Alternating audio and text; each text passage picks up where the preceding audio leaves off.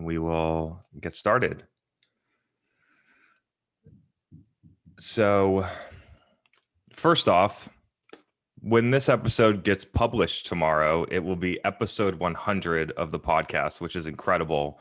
And so for everyone that's here live and also everyone that's listening, thank you, especially for the people that show up every week and the people that listen afterwards, the feedback, the encouragement. I say this all the time, but I really mean it. This is my favorite thing to do, especially like 5 minutes in where I start to feel the energy of everyone. And it's awesome. And so just really grateful for all the listeners, also grateful that so many people get value out of the podcast. And so thank you. And we will continue to rock and roll and innovate over here to continue to help you get better in marketing. So with that said, let's cover, we're going to go a little out of order here, but this is something that I'm sure a lot of people on here encounter, which is, and I'm kind of like covering it in the paid social angle, but I'm going to zoom out too. And so the topic is why direct attribution on paid social fails, specifically for sales-led motions, right? Like I get that you might be able to have some type of e-commerce product or some type of, self-serve freemium where you can jam people into a free trial and then hopefully you can squeeze enough out into paying users that you can try and make the math work. But when you start selling complex deals, like trying to get someone out of LinkedIn, even like I say Facebook as the example a lot, but LinkedIn, even we continue to run these tests because our customers force us to. And so we run the test and we run direct response on LinkedIn, whether it's an ebook or even straight to a get a demo ad, and the exact same result happens. And so like it just doesn't work. And so we're going to zoom out, which is we're talking about attribution, but if you take a step back, it's outside of paid social, it's why your obsession with attribution ruins your marketing. And so with that said, it's why you don't see a lot of companies take a podcast seriously, because there's no attribution. It's why you see a lot of companies not take LinkedIn organic content marketing seriously, because there's no attribution. It's why companies don't run paid social the way that we do, that works way better than direct response, because there's no direct attribution to revenue, right? And so if you start to recognize that in order to do a lot of these things and actually innovate, you need to forego measurement, that it starts to give you a different sense. Now, we have some specific things on paid social about why this doesn't work. And so the reason that it fails is because you are trying to convert someone in an awareness channel that does not have buying intent.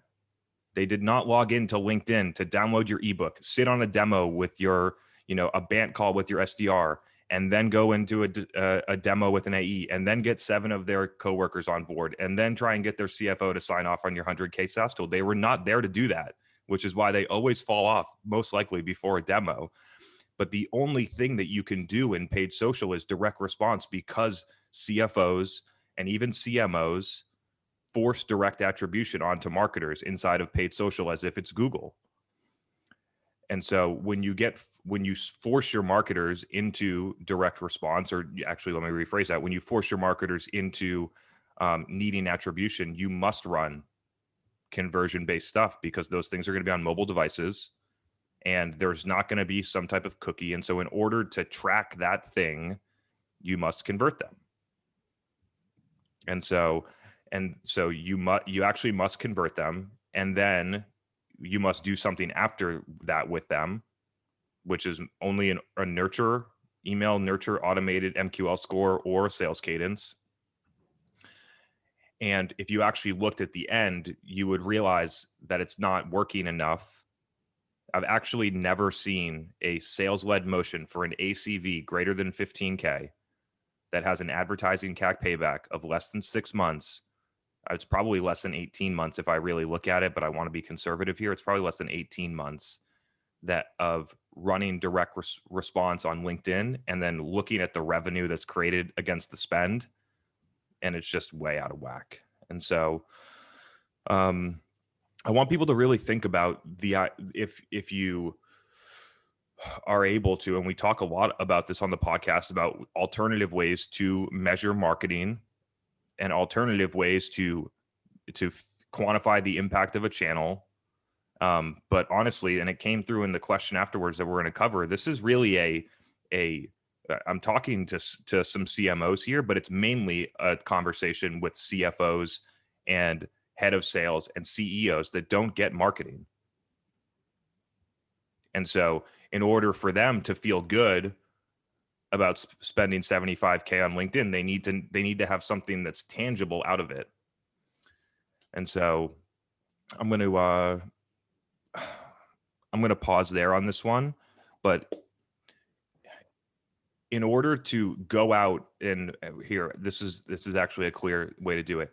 And actually, in order to go out and create demand, you must forego measurement. When you are creating demand, you recognize that these people do not have intent, and you are there to educate them, not convert them, and therefore you won't be able to measure it. And the places where they're doing that are not places that you're going to be able to measure because they're far away from the funnel. And so companies continue, and I talk about this example a lot, but we really need to think about it. Companies look at this in a Google desktop world. It is 2021, right? We are in a mobile first social platform content consumption world. And when those things happen, the Facebooks, the Googles, the LinkedIns are the ones that have the data, not inside of your CRM, because they can connect the dots and you're not going to be able to. And so it's why companies don't, it's why companies stick to, a lot of direct responses, because they don't actually consider the idea that there are people out there that they want to actually educate to pull in. So maybe that sparked a question, because I would love to kind of go that, and then we'll get back to the topic. Sparked a question from me, Chris. Okay, cool. What do you think it's going to take to actually have people change? Because we've been talking about this for a while. I think this, what is going to have to happen for people to finally make this shift? Time?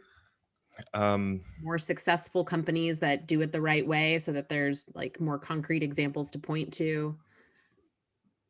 I don't know. So I think this is a huge opportunity for the ones that can recognize this and move, because I don't see companies moving on this anytime soon. The reason that I don't see them moving anytime soon is because they are told by both MarTech vendors and Gartner, who's paid by MarTech vendors, to measure marketing the way that the MarTech vendors' tools can measure it. And then in order to use the tool, you need to measure it this way. Our tool measures that, and this is how you do marketing. And so honestly, I do not see this changing because of that. And so it's a reason why we don't use a lot of MarTech tools, because you don't need them. You know what I mean? If you understand how to do marketing, and you understand what's going on in each individual channel, and you understand how people buy things, I don't need attribution. Gaetano talked about it on the live event when we did a couple weeks ago. He was like, we bought Visible. We ran it through.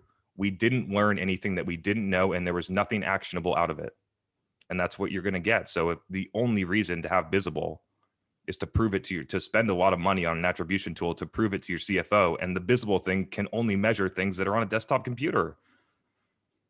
So to answer your question directly, I don't see it changing, which leaves a lot of opportunity for the ones that can. The idea, and I wanted to Brent mention this in the next one, but I need to say it here. The idea that if I was inside of a company and I was running a marketing department, and I ran the marketing department the way that I run my company, and we were in July or August of 2019, and we had one customer, and I was spending 3 hours a day making video on LinkedIn and replying to comments and getting 3 likes, the CFO would come over to me and say, where are all the leads, or you're fired. And that is why there is no innovation inside of B2B companies, because they do not give things enough time to actually work. And so the idea that the only way that you make a meaningful movement on metrics that actually matter inside of a company that has a complex sales cycle that is 30 plus days, is to pump up metrics. So what they will do, and what, like, I could do this at any point. I could do this at any point with our customers. Our customers come in, I'm not sure that this is working. It's 60 days in. I could flip a switch in 5 seconds and run ads to their get a demo page and pump up their get a demo at submissions so that they feel good for 30 days. Like, it's not hard to do that. For some reason, they think that it's hard. Like, I choose not to do it because I know that the downstream metrics don't work. And so, yeah. David had a good point. He said that it might take generational change in leadership for this to really It's true. Which I think is probably the close to the right answer. And Wise words as always, David. Truly, the reason that we're like this is because the generation of executives that run companies, and it's no fault to them, they began their career in running companies in a B2B environment that was only sales. It was hand to hand. And so, and I mentioned this today to somebody that I was talking to, is that now it's like marketing to them is finding any channel that they consider a marketing channel and trying to force people to do sales through it. That's what it is. And so I do believe that it might be a generational change. I wish that more people would recognize how buyers change and how the world has changed. Like and so I wish those things would happen. But honestly, like when any of these big changes happen, first movers move, and first movers win often if they're good. And other people look back 5 years later and say, I wish I did that. There are major brands. Like it's already happened with Drift on LinkedIn. There are major companies being built in specific marketing channels, and other companies don't even know it's happening. And so I am super interested to pull this clip in 5 years, and when our company is 25, 30, 50, whatever $1 million, and say that we were built by doing Zooms and LinkedIn and podcast and nothing that could be measured. And we built a large business, and our customer acquisition cost was tiny, and maybe it took a second longer, but honestly, it's not going to take any longer. This is going to go way faster than if we had a sales team. So that's where I'm at. But yes, generational change, which it'll take a very long time. Or when companies get absolutely forced to change. But right now there's too much venture money that doesn't create enough pressure to need to change. And so, and if you are low on venture money and you're not gonna be able to raise any more, it is too late. And so you don't hear about all the companies that raise money and then fail. We only hear from my friends from OpenView every once in a while on LinkedIn about the company that raised $1 billion at a $24 billion valuation, not the 1,000 companies that crashed and burned in the meantime. So companies will eventually will get forced to change. Yeah. Victoria had a really interesting observation that attribution itself was a generational change. When she started in marketing, there wasn't really a way to track anything. So a lot of it was on intuition and information. Now we've sort of gone to the other extreme. So we'll either go back or maybe to a middle ground. It's an incredible observation, right? And like, who created attribution? Let's talk about that for a minute. Now that we're on this one, who created attribution? Ad platforms and technology vendors. And now they're driving you to do marketing to the way to do it. And like, so ad platforms need to have some level of tracking in order to justify the spend. And so, but it's a really interesting observation. The ones that, and it's weird because if you really know what's going on, like I said before, you don't need it. And so it becomes more of a proof point to executives that don't get marketing as opposed to doing anything that's actually productive or useful. And I see a lot of stuff that gets tagged incorrectly. Plenty of our customers use Visible. And somehow that's, that never mind. Somehow those deals get tagged as a certain way. And then you actually go and look at the journey, and there's 7 stakeholders, and it gets tagged for some like content download marketing that happened 4 years ago.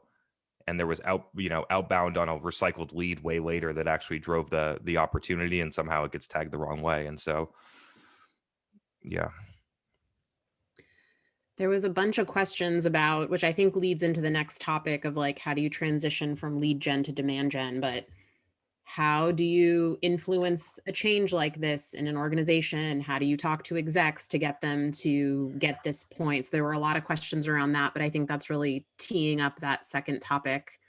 Do you want me to read through the anonymous question that like perfectly tees this up for you? Or do you want to just jump in? I think the context would be helpful, just so people understand like where it's coming from, right? We can make up a topic, but this is a real life situation. So let's read it.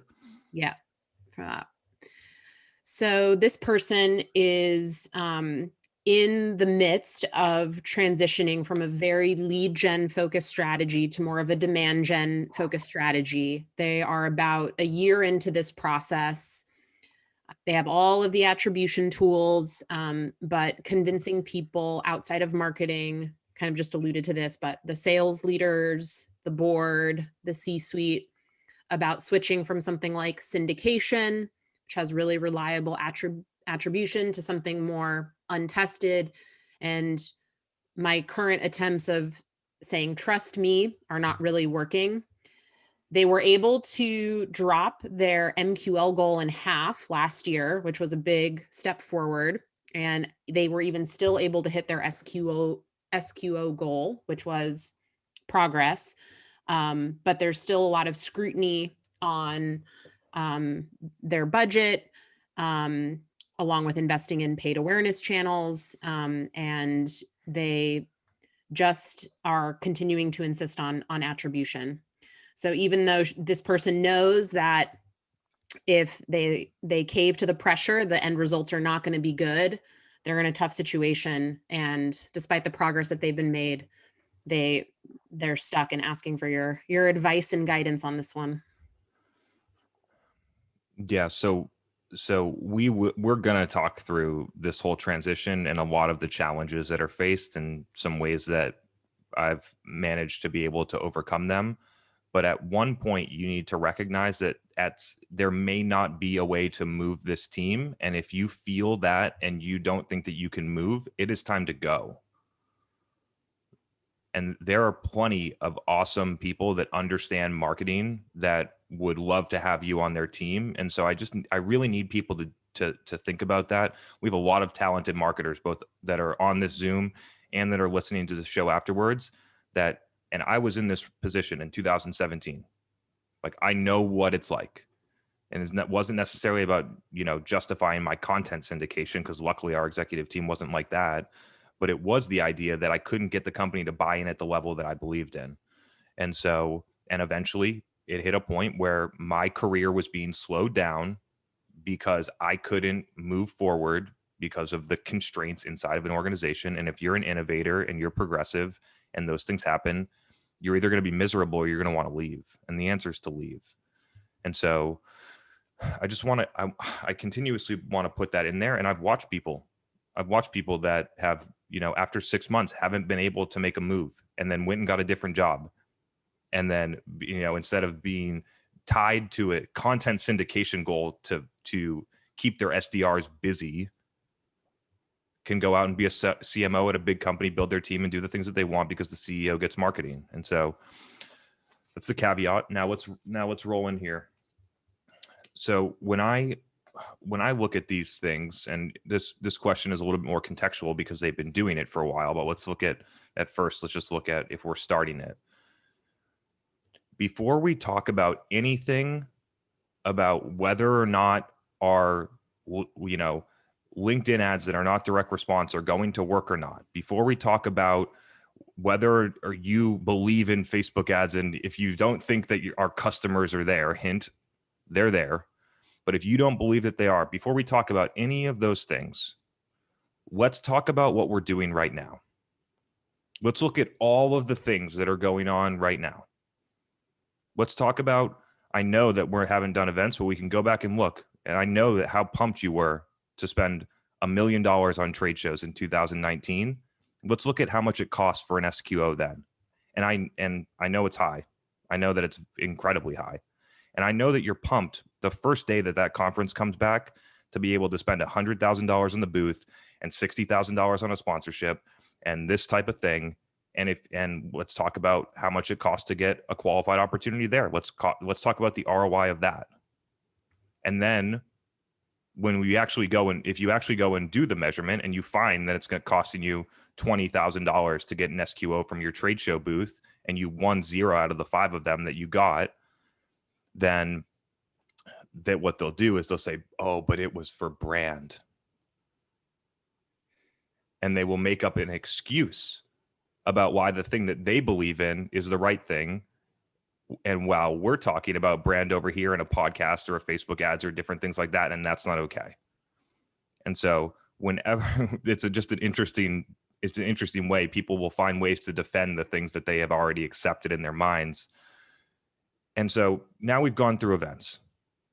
Now let's talk about our outbound SDRs. So we have 60 outbound SDRs, and let's just pretend it's 100K each. So, we're spending, $6 million a year on our SDRs. How much does it cost us to get an SQO there? Okay. So now we know an SQO for an SDR is going to cost us $8,000 because we measured it across the whole year and we did that. And now let's look at what we're doing over here. So I think the first step is just to level set with people about what's happening right now, because most people don't get it because they have accepted in their mind that their company at that size should have 60 SDRs, and it becomes a fixed overhead cost, not a variable expense. It is an SDR to generate revenue is a variable expense, just like it would be for ad spend. That's how I see it. And so, some of those things become very large line items that people have put in their brain that say, we're going to do that no matter what. So once you're able to actually go and look at all of those different things, like I mentioned too, I would, go and do syndication. You've already been doing it, and go and do the same thing. And I know that you're paying $50 a lead from some vendor, but when you actually look at it at an SQO, I would love for you to quantify that. Because I know that we're winning 0.1% of those, which means that probably 1% are converting. So that means you're paying $5,000 for an SQO that you're barely ever going to win. And so I think having like a good sense about that is a good starting point for people to understand. And then we can go and talk about what we're actually going to do once they understand the reality of the situation. And the next thing that I look at, it happens to us. It happens when I'm in discovery calls and they're like, marketing's going to drive all of the growth next year. And I was like, okay, how much is your budget? Oh, it's $5,000 a month. And I'm like, how are you going to drive 40% growth on your 10 million ARR company with $5,000 a month? And so for whatever reason, executives have a different view of events, sales, and ad spend of what you should get back out of it. For some reason, they think that there's this magical gold in ad spend that makes it more valuable than like a headcount for an SDR, when they're just two different ways to get the same thing done, which is drive revenue. And so being able to align on over here, it's costing us $8,000 to get an SQO. What is my SQO goal for marketing? Okay, you want me to get 30 SQOs. Okay, so if I'm able to get an SQO for half as much as what our SDRs are doing right now, then I'm going to need $120,000 a month. Are we going to be able to make that happen? And they're most likely going to say no. So I think if I'm trying to get these thoughts in like a collected idea, the first thing is audit what's happening right now. The next thing is demonstrate that to executives and see what they think about it. The next thing is put together an alternative plan. The alternative plan should include all of the metrics that we talked about in comparison to the other things that they're doing. I believe that these types of activities it's not magical. It's just the most efficient way. It's just the most efficient way relative to other ways to get it done. And so an alternative plan where you have metrics where you understand your, as much as I hate the word, you understand your CPL, you understand your cost per SQO, you understand what it's going to cost you to acquire a customer. You understand that that is acceptable. And then you have a plan, a roll-up plan for how that's going to get it done. And so I look and I say, okay, we need to get 100 demo requests inside of the ICP in order to drive our 45 SQOs this month. And people that just heard that math were probably pretty surprised. Yes, we have companies that have their raw demo requests convert to SQOs at 45%. There are other companies that I audit that have it convert at 3%. And so that's just a different style. So you know those different metrics, and then you present the plan. So Google, 25. Facebook is going to influence 27. If we did absolutely no marketing, we would get 20. If we shut everything off, if we did nothing, a certain amount of people are going to look for what we need and they're going to get it. Try and estimate that. We're going to get this many out of LinkedIn. And you can set up, like we've talked enough, I'm not going to go back into our custom conversions, but you can go back to set up custom conversions to get you an indicator that it's moving the needle at an acceptable cost. I will say, short sidebar, the attribution window changes inside of Facebook and it's also affecting LinkedIn. Are interesting. I'll come back next week with a more detailed overview, but the change from 7 to 28 days is dramatically underreporting impact. And it's not only happening on Facebook, it's happening on LinkedIn as well. So that's sort of where I would recommend going there. Matt had a good question that I think ties into this. As you're presenting your alternative plan, what are some leading indicators that you can point to that your new recommendations are working? Because I think that's part of it. He points out that it's difficult to say, trust me, just wait 3 months, wait 6 months, and we'll see the revenue results, the pipeline results later. So what are some good leading indicators that you can look at? Yeah, it's tough, right? Because I love using my example because it's real, right? We went from having one customer to having 20 and a team of 20 people in, 16, 14 months or whatever the timeline was with no indicators, right? Like I was on LinkedIn. If you asked me for what was the indicator, I would say I'm posting content and 3 CMOs that look like types of companies that we might want to work with commented on my post. Good luck telling that to a CFO. People need to change their mindset around. This is not I need to convince you, I need to give you data. It is, you need to change your mindset around what marketing is. We're trying to fix the wrong thing, is the way that I see it. Like the value and the way that I always look at this is that the qualitative indicators predict the future of what you're going to see quantitatively. I knew that LinkedIn was going to work when I was in the comments with one CMO. I knew when I got 7 likes and 4 of them were the right people that it was going to work. It was qualitative. I needed to go in there and see it. 7 likes doesn't mean anything to anyone, but 4 CMOs mattered to me. And so I was able to follow that track. It's hard. It's intuition and knowing kind of like where to spend your time, and also being so close to the customer. Like it was very clear that the stuff was working when people were engaged with the information and resonating and different things like that.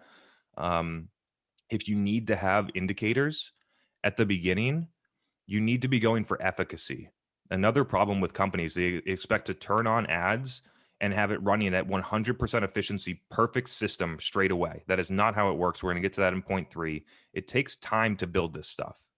It takes time to make processes. It takes time to learn your audience. It takes time to refine the targeting. It takes time to optimize the channels. It takes time to figure out the mix.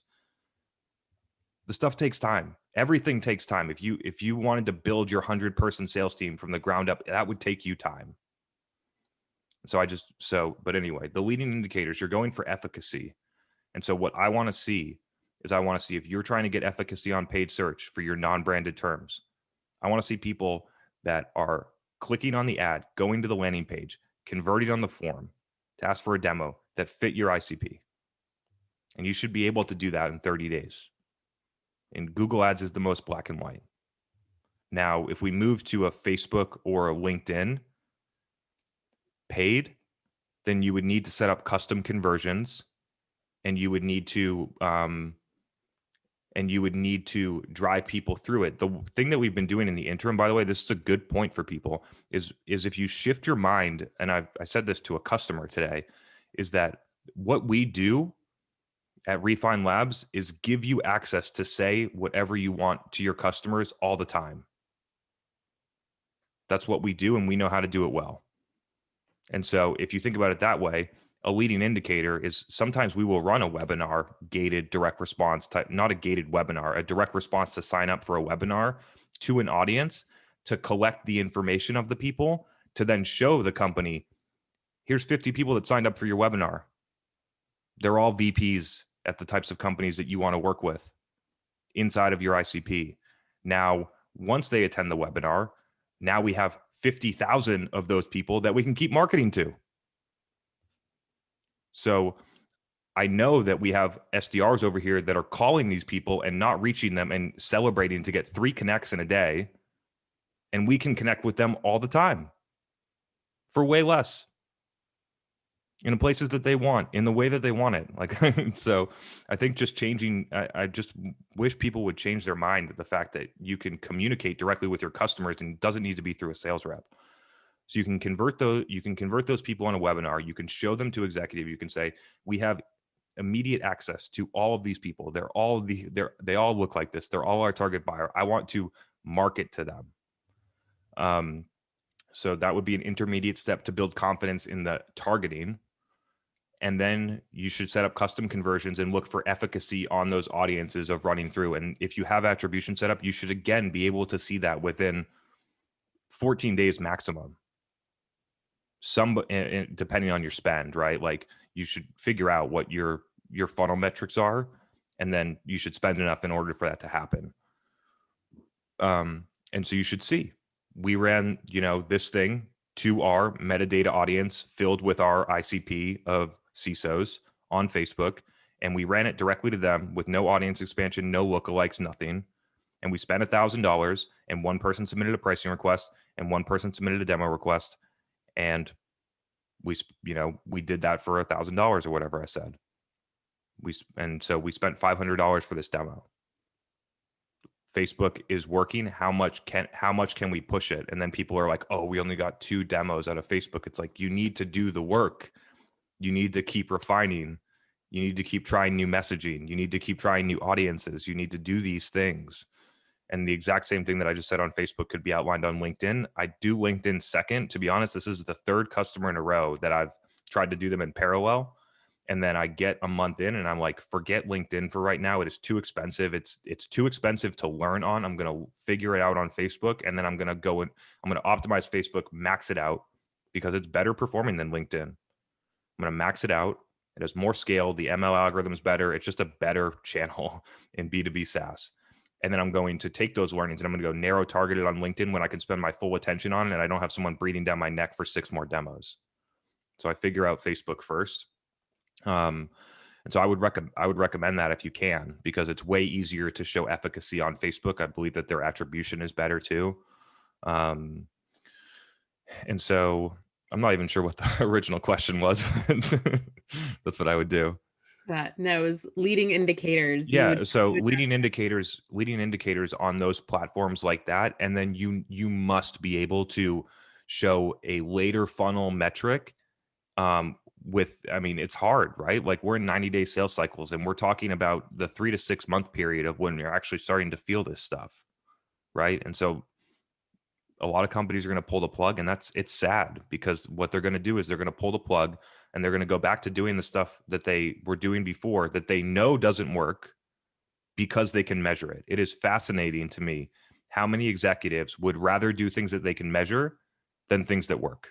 They would rather do things that they know don't work because they can measure them. It is a fascinating thing. I think it's fear-based. I would agree with you. It's why there's such homogenous execution of marketing inside of B2B SaaS. You see nobody do anything different. I've literally, it's funny to think about. I've literally audited probably at least 100 B2B SaaS companies in the past 12 months. 50-50, LinkedIn, Google, direct response, go, ebooks, nurtures, cold outbound, use outreach or sales loft and push people through. There's no innovation in go-to-market. Zero. And so I do think it's fear-based. I think part of it is fear-based. I think part of it is that there's a different level of advisory and metrics that get pushed down to a lot of these companies that have taken on money to operate the way that their equity, venture capital or private equity company wants them to operate. And so if the private equity company that just gave them $100 million wants them to run predictable revenue like it's 2004, then they're going to do it. And honestly, the private equity firm probably doesn't care because they're going to get 12x valuation on the $10 million that they're going to get in revenue this year. So I think it's partially fear-based. I think it's partially the ecosystem. I feel like you're on a roll, and our third topic about things taking time would just like wrap this up. Do you want to go there, or do you want to break for some questions? What are you feeling? I think if people have questions, let's do one. I've been talking a lot. For that, we had a lot of really good ones submitted in advance, and actually Sam though submitted one towards the beginning. I'm going to bring you on, Sam. You have been a really fun new addition to DGL, so you can ask your question live. Be unmuting you. Okay. Hey, Sam. Hi. It's been a fun month. Thank you so much. I want to say that this has been so amazing because I worked in global role my whole career. My whole career is video conference calls, all the way from 2005. I was on international calls almost every day. So this is like really fun. And now it has video, so it's even better. Great to see you. So I have a little bit of a different background. I worked in Shanghai for 10 years. I was born and raised there, just moved to the United States about 6 years ago. So my first career is back home was basically creating demand gen for international companies in a completely different market. And my job at the time was internal communications. So I communicate to the employees who speaks different language, understand what this company is about, and connect their personal goals with the company's goals. So that was an interesting job. Mm-hmm. And now the more I think about, especially today when you talked about, so I had a lot of experience working with the C-suite because they are the avatar. They have to stand in front of all the people mm-hmm. and talk to them about the goal. So as now in the technology, everything, thinking about Drift, even you guys, you are building a brand. What you are doing, Chris, every Tuesday, spending an hour of your time talking to a bunch of strangers is phenomenal. And this is something that two things. I'm sorry to interrupt you. One, we stay here for way longer than an hour, but two, none of these people are strangers anymore, which is the beauty of it. Yeah, but I'm totally sorry to interrupt you. Go ahead. No, I'm not. I'm not joking. I'm not saying that we're strangers. Obviously, we all, appreciate each other, spending time together. Mm-hmm. What I'm saying is now I see more and more what you are doing is a demand gen for yourself. I try to convince CEO. I ask them these questions. What do you want? A lot of time they say, I want new customers and I want to attract talents, because those are two things that makes a company successful. And I said that, what about if there's one thing you can do and can give you both results? And they always will try to listen to me. I've successfully actually convinced the two CEOs to look at LinkedIn recently, something small, but I wanted to hear from you to talk about what we do, what the company does to employees and different functions share. What do they do to benefit the business? Is it how important it is to demand gen? In terms of, just make sure I understand you, employees posting on LinkedIn? Or no. the CEO doing things that I'm doing, or what's exactly your question? So a lot of times, like I worked for a company that's multi-billion dollars. It's mm-hmm. tens of thousands of people. a lot of people take a job working for this company, but really don't understand what this company is about. So there is a role for someone to communicate internally. Internal comms, yeah. What does the company do? I want to know what's your idea of how important it is to drive the company to be successful from a demand gen perspective. And maybe I can add, I think what you're getting at, Sam, let me know if I'm understanding you correctly. Like basically, is internal employee communications at a large company a demand gen strategy to help you further like build your brand? Like, I think that's what you're getting at, is that like an ancillary strategy that you could deploy because you're influencing potentially a lot of people, especially if it's a really large company. Is that where you were going with it, Sam? Mm-hmm. Here is the idea. I believe that when everybody in the company has the same vision together with the CEO, it creates a really strong force. Mm-hmm.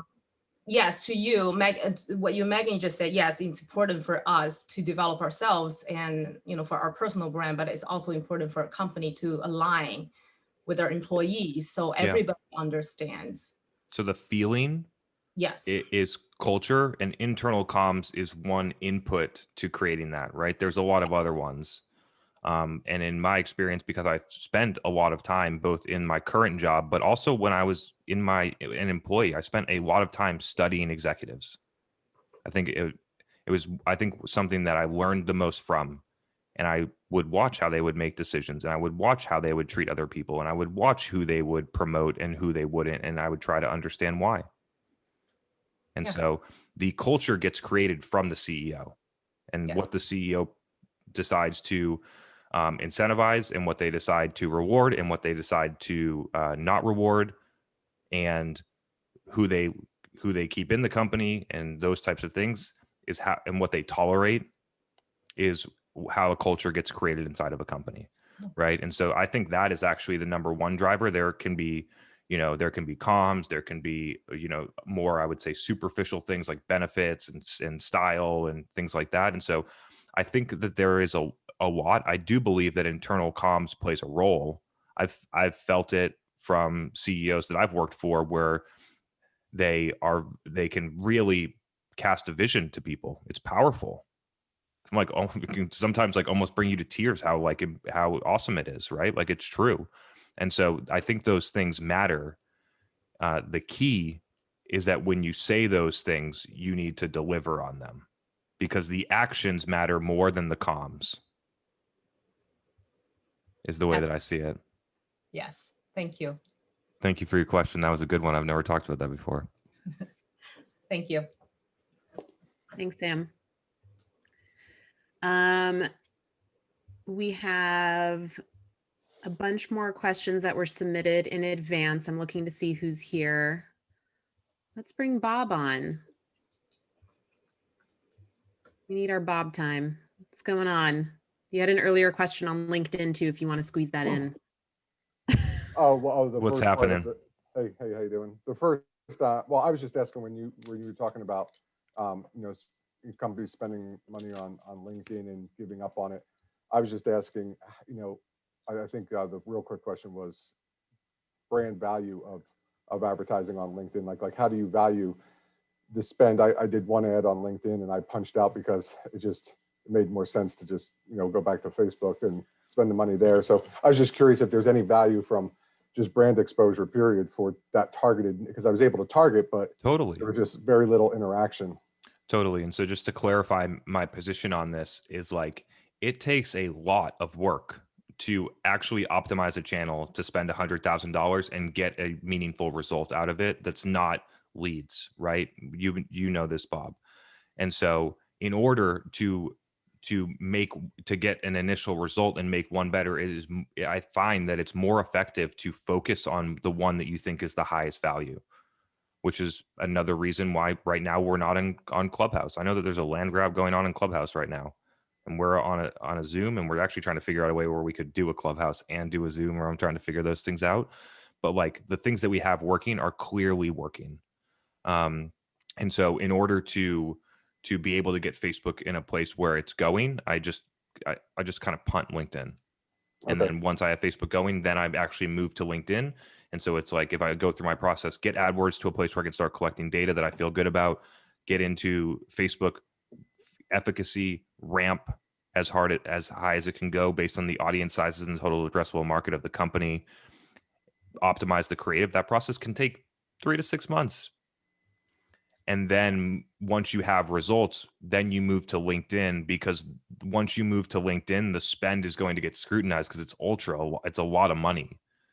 And so once you have the Facebook going, you build confidence, because the company sees that their demo requests and their downstream SQOs are growing, right? And so you build confidence, which then creates space to go into LinkedIn. Just like I say, creating the space to do organic, you're creating the space to run on LinkedIn, because on LinkedIn, it is, if you don't know what you're doing, it's very easy to waste $40,000. It's very easy. And so, do I think that there's we spend $50,000 a month for some companies on LinkedIn? You know what I mean?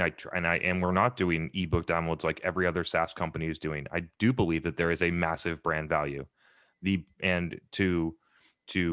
kind of like hammer that home, is that when we look in LinkedIn and we look at click conversions versus view conversions, more people just see the ad and then within 7 days ask for a demo on your website.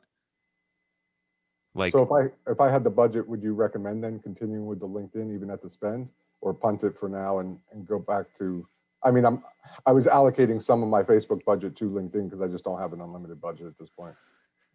I'm testing. I was testing and my test was like punt.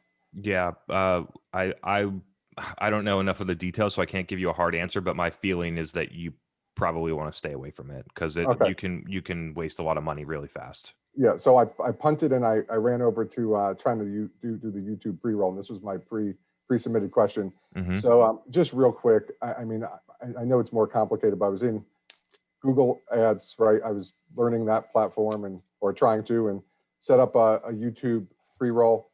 I was able to, I have certain keywords I'm targeting, and I was able to I found out from a user group, a page on YouTube that a lot of my target market goes to. So there's 2 pages that I added.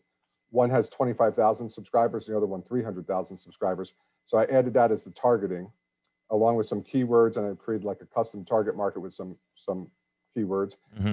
And but the bottom line is, and I put like a daily budget in of $100 a day, and in the last like 4 days, it served up like 49 cents worth of video. So it's not like executing, it's not like launching, it's not serving it up. Yeah. And I don't know if I have, maybe my TAM is too small, it's too niche, where I can't put in something like eye exams, because then I get 20 million patient types, and that's not what I'm looking for. So I don't know. It's like, do you think the YouTube pre-roll for what I'm doing is too niche, or did I miss? Is there some tip you could tell me? Go back and look through, like, what did I miss? I think that your audience is too small in order to deliver, right? 49 impressions at $100 a day, which means that they don't have anyone to give it to. It could also be some type of bidding strategy, but I've never run into that before. I think it's because the audience is too small. So if you did channels with search terms on top of it, the odds of it being small is high.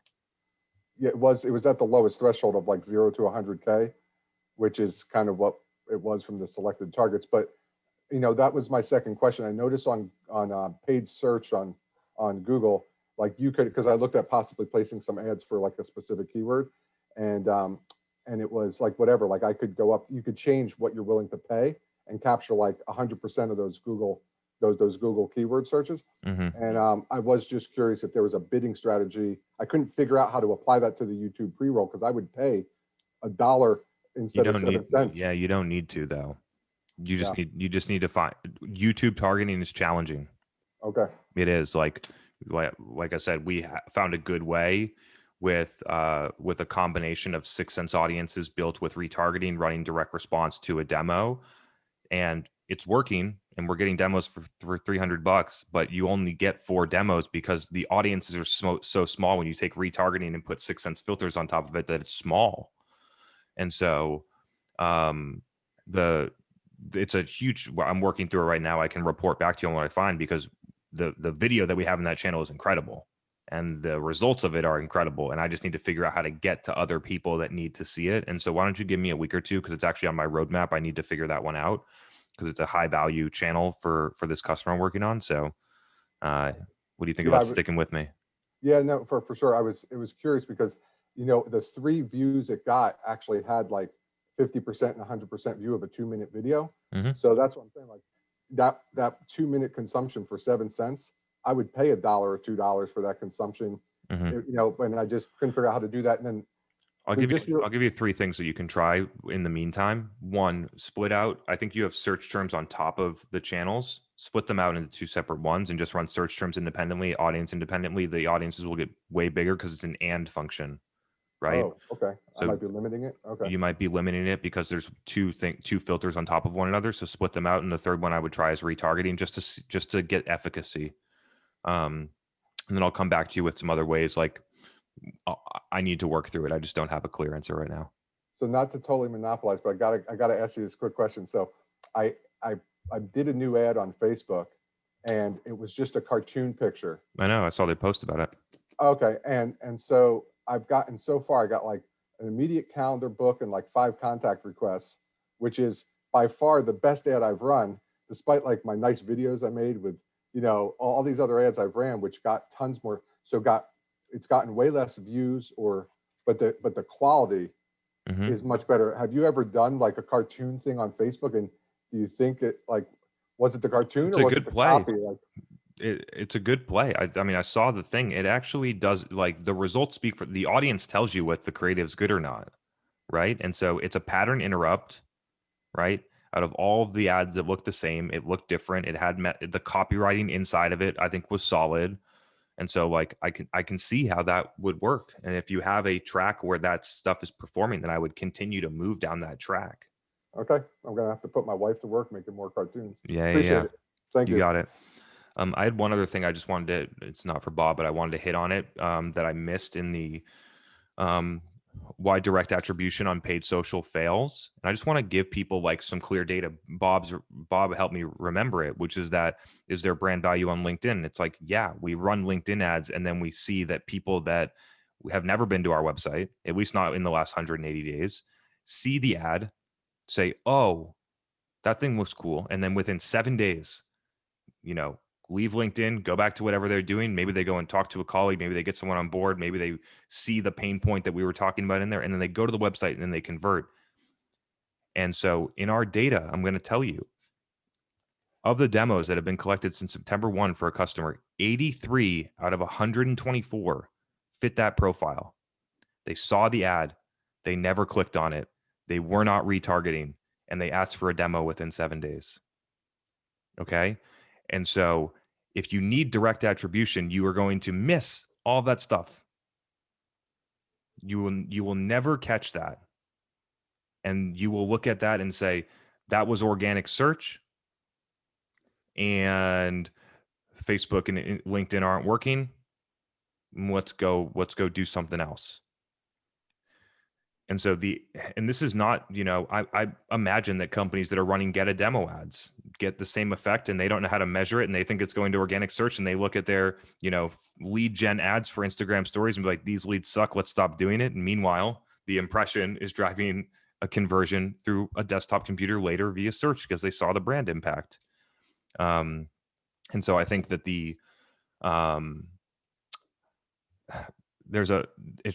it's fascinating when you start to think less about conversion-based sales and more about like actual marketing, communicating with your customers.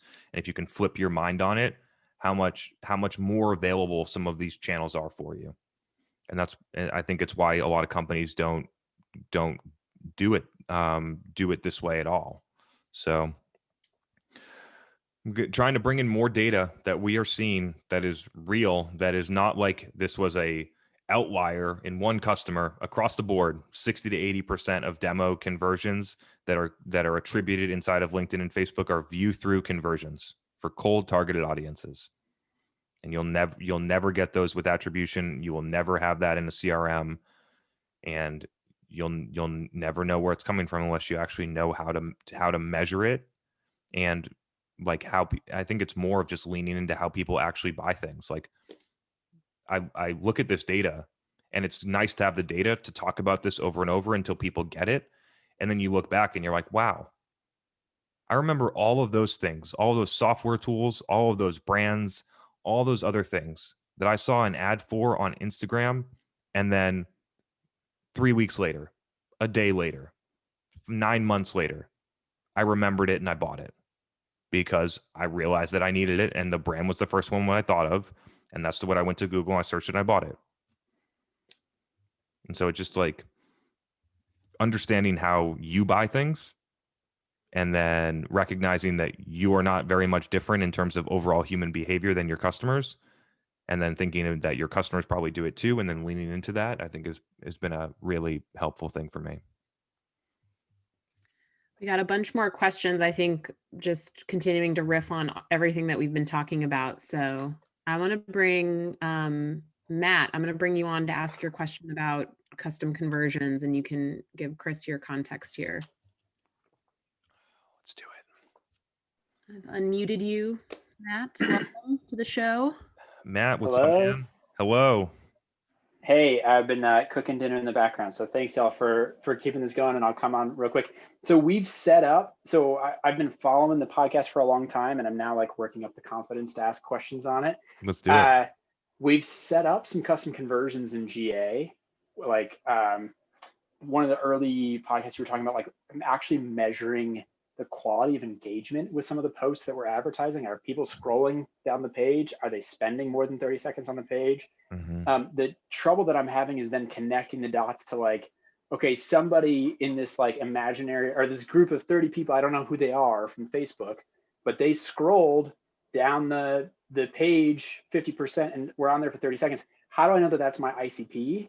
How do I trace that to somebody signing up for a trial then whatever number of days later? Mm-hmm. Is that the view 3 conversion? Am I measuring that in Facebook based on the custom conversion tied up to Facebook? Or it's like we're trying to like push this and show, instead of leads, let's send people to quality content. Let's see if people are actually engaging with that content, and then hopefully at some point converting to some other conversion set. For us, that's a free trial, but I'm just not sure how to like. Yeah, no, I get it. We've been working through this for years, right? So I totally understand where you are right now. And so just for the people listening, to reiterate, whether it's in GA or Google Tag Manager, set up a tag that fires when someone scrolls 50% of the page. And then if you're running some type of written content, you can drive people into that page and then see if the tag fires. And then you'll know what percentage of people that are clicking on your ad actually land on the page. And then what percentage of people that land on the page actually consume the content as a quasi measurement. We did that a lot before we actually had like kind of innovated on measuring downstream demos, right? And so a lot of actually we've done a lot of innovation since we started talking about that. I don't use it that much anymore because we have some things that are later funnel that are more meaningful, and leaning into the idea that we don't necessarily need people to click, right? So it's funny because like the things change fast. The things that we were doing 6 months ago are not necessarily the same things that we're doing right now. And so it's not a bad thing, right? You have it in there. You can understand if people are consuming the content. The way that you figure out whether or not they're in your ICP is you need to have confidence in the targeting, right? And so I gave you an idea of running a webinar and then converting 30 people and then seeing whether or not those people match your ICP, which then gives you more confidence in the audience. Facebook is going to be challenging in a lot of B2B companies that have company firmographics, right? Like I can only go after companies in this industry or at this size or something like that. It's hard for Facebook natively to target against those things. And so the scroll 50 can work, but what we've moved to is a demo page view custom conversion. You do that inside of Facebook. And so when somebody hits the demo page, the tag fires, and then Facebook is the only one who has the data to connect the dots between your website and their ad platform, right? There's no other system, because of tons of privacy policy reasons, that they would ever give away this data of who that person is on your demo page. Violates everything that privacy policy includes. And so they're going to say that somebody in this audience saw your ad, And then within 1-7, or it used to be 28, but now it's just 1 in 7 days, hit the demo page. And so you can track that as a leading indicator. And then the next thing I'm going to look at is, did they hit the demo thank you page? And those are the two that I'm looking at now. And then the one thing that I wanted to get to for people, and this is why some people really struggle with this, is that if there's too much noise in the funnel, you're not going to know what's going on. Right. And so if you have garbage coming from all of these other sources, you're on these, you're running AdWords, broad match, driving them into a demo form, and everything's going in the same way, and you can't, and then there's a ton of bad stuff and a little bit of good stuff, and you're not gonna be able to sort it out. So like the first thing that I always do is try and clean the system, right? Get rid of all the garbage.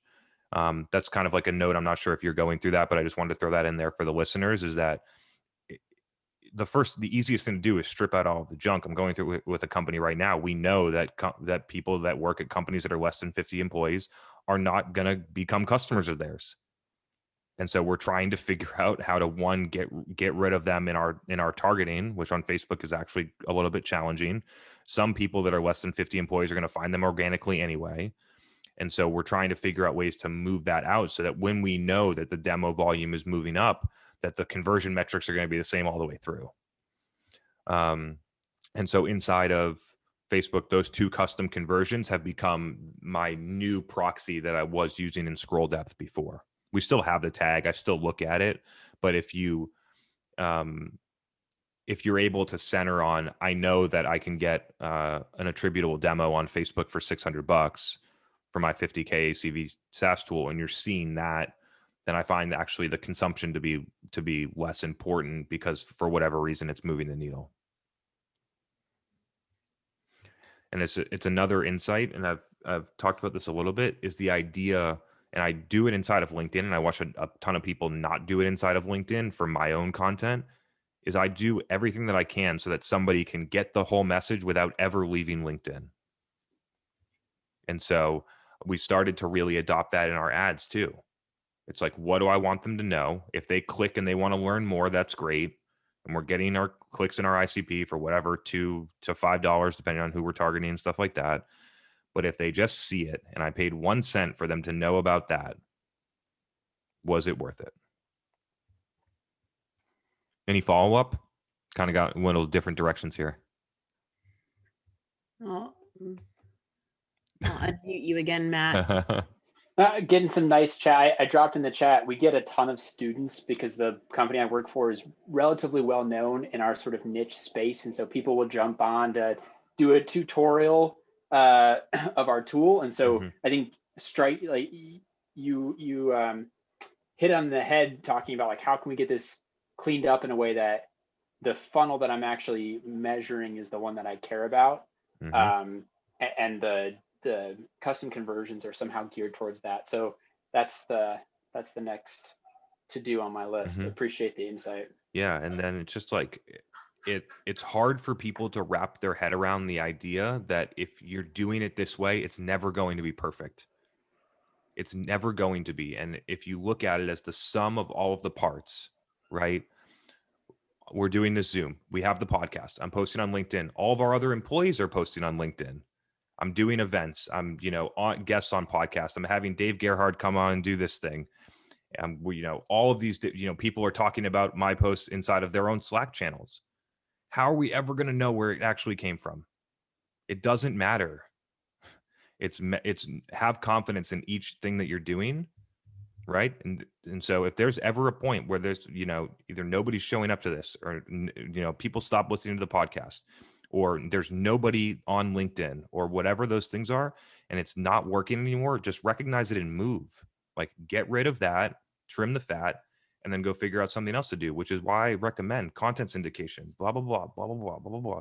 Just cut it all out.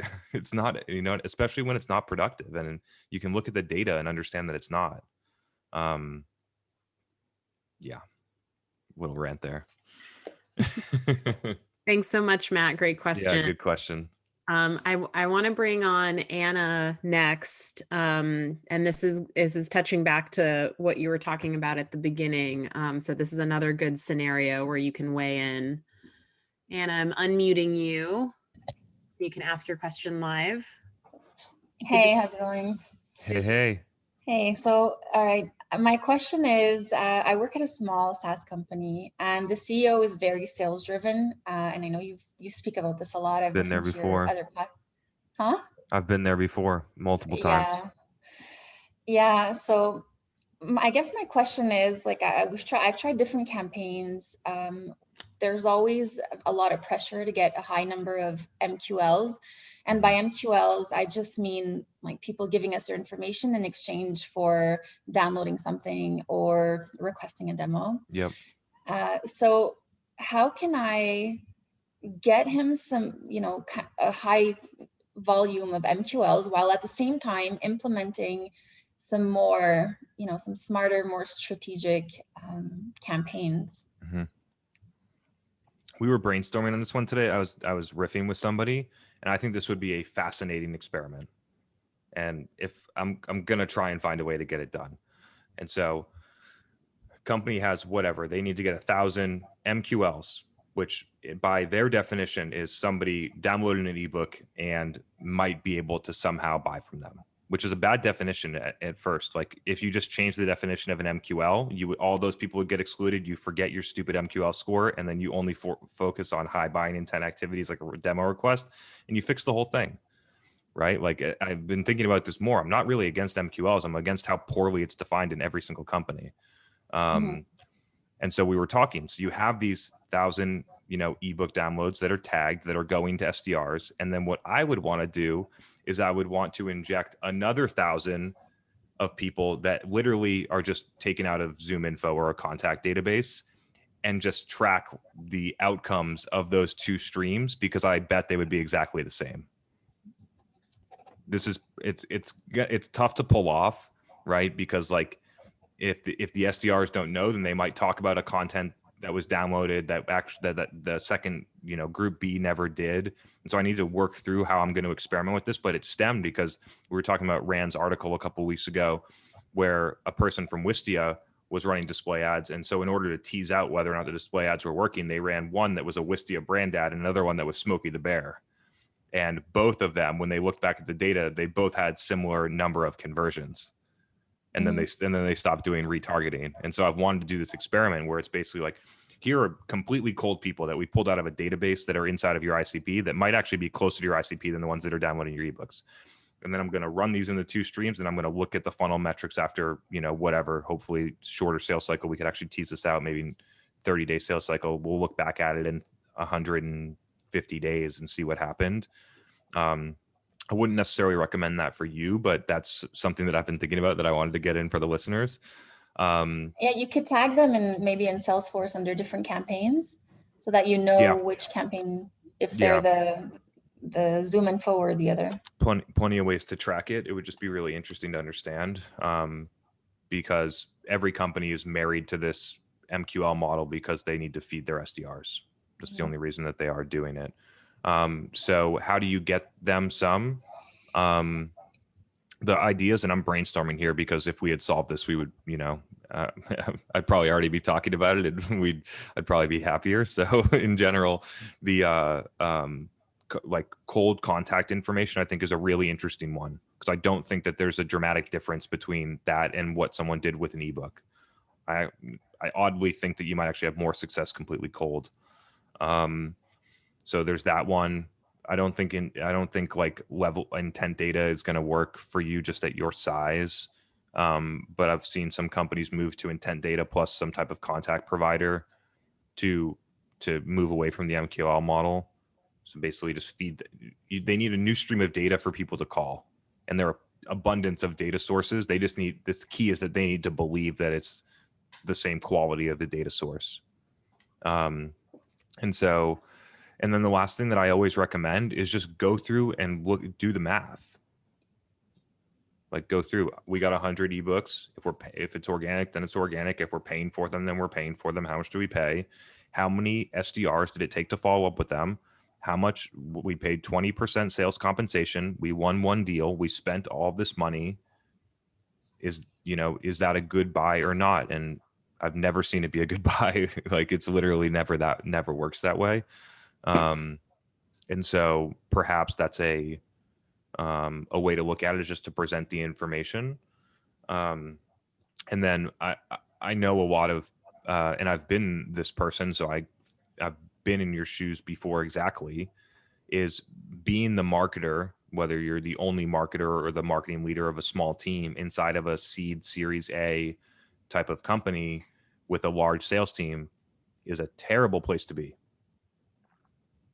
It's I'm sorry, but I'm here to tell you the truth. And like, I talk to enough people that are in these shoes to know that it's not good, because there's a huge sales team to feed. There's pressure from investors with a product that is not proven, with no market traction, that doesn't understand their ICP, ridiculous lack of understanding of how marketing works, and ridiculously unrealistic expectations, all compounded into one system, and all the pressure comes on this person. And so, like, it's a tough one, but what do you think about that? Am I right, or do you think I'm wrong? No, I appreciate the sympathy. Yeah. You're very much right. Yeah, so I'm trying to figure this out. And even the campaigns that we, like, for a while, we even cut most of the budget. Yeah.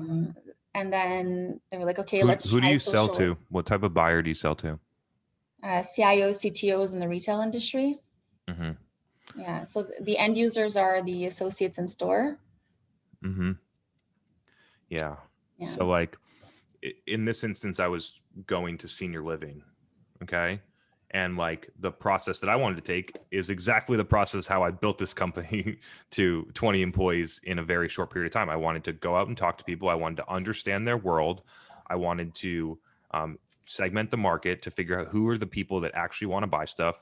I want to build long form organic content that doesn't cost money, but requires talent and time. And then I would have built that company to a very large size over the next 3 years. And they wanted to be on the MQL hamster wheel because they had 10 salespeople to feed and they didn't have any market demand. Mm-hmm. And so, and I eventually like had to get out of there, because that's not what I'm here for. You know what I mean? Yeah.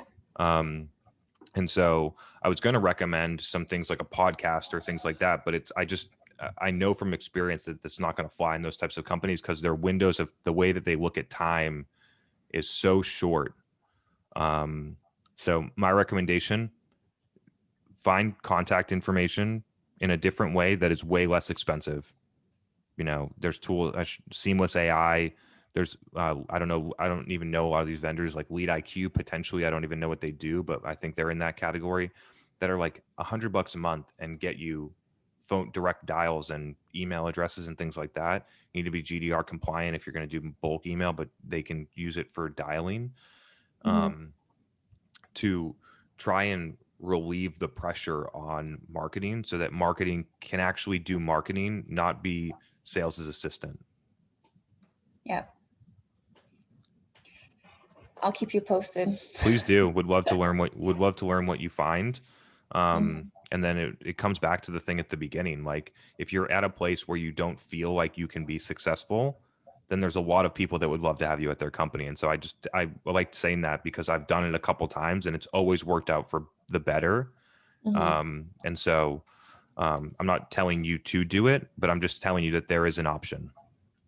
Yeah, no, definitely aware of that. Awesome.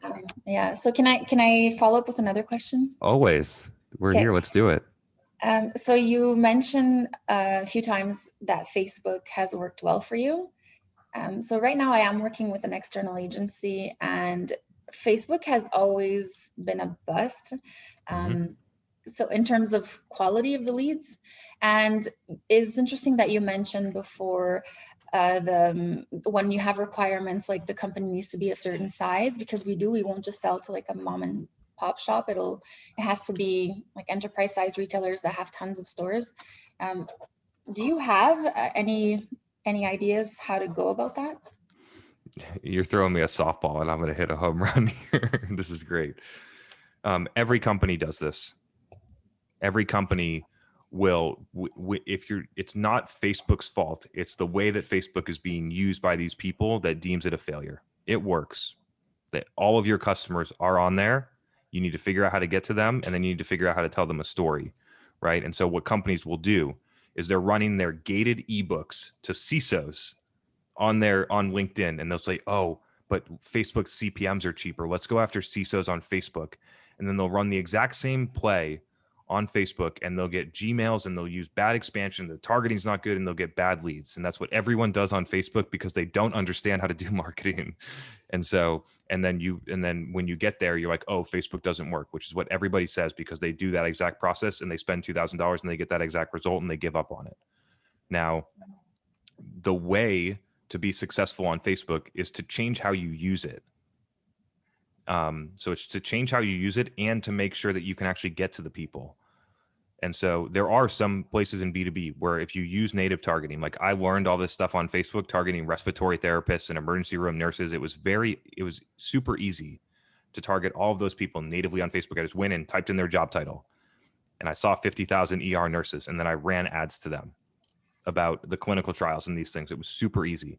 Now, when you start getting into SaaS, where it's like, we want to sell to these 4 industries at 200 employees and above to these job titles, then you need a tool in order to target better on Facebook, or you shouldn't use it. And the only reason to get a tool to target better on Facebook is if you're prepared to spend $25, $50, $100,000 a month, or it's not worth it.